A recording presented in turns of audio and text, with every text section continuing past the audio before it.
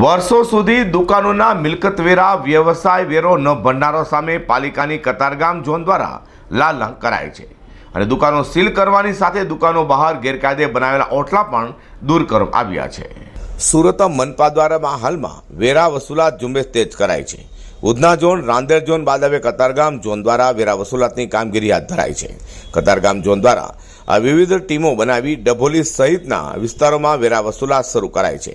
ડભોલીના શ્રીજીનગર સોસાયટીમાં એક 15 વર્ષથી દુકાનોના મિલકતવેરા કે વ્યવસાય વેરો ન ભરનારાઓની દુકાનોને સીલ મારવાની કામગીરી હાથ ધરાઈ હતી। તો સોસાયટીમાં આંતરિક રસ્તા પરના દબાણોને લઈને ઓટલા પણ તોડી પાડવામાં આવ્યા હતા।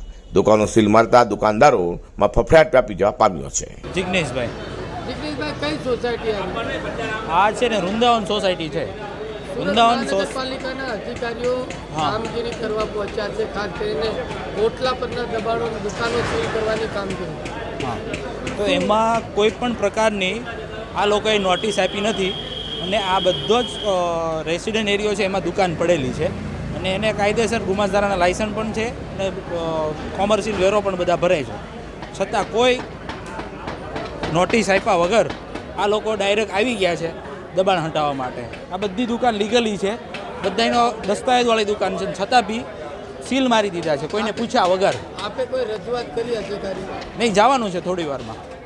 કેટલા વર્ષો ત્યાં દુકાન તો સમજી લો ને બધી 5-6 વર્ષથી ચાલુ થઈ છે ને બધી 15 વર્ષ, અમુક ઓછા ટાઈમમાં છે, અમુક 15 વર્ષ થયા।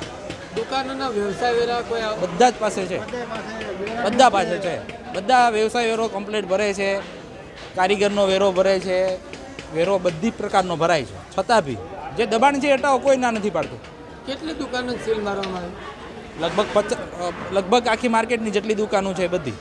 15 વર્ષથી દુકાનોના મિલકતવેરા ન ભરનારો સામે હવે કાર્યવાહી કરાય તો પહેલાથી જ કાર્યવાહી કેમ ન કરાય તેવા સવાલો પણ અહીંયા લોકોમાં જોવા મળ્યા હતા।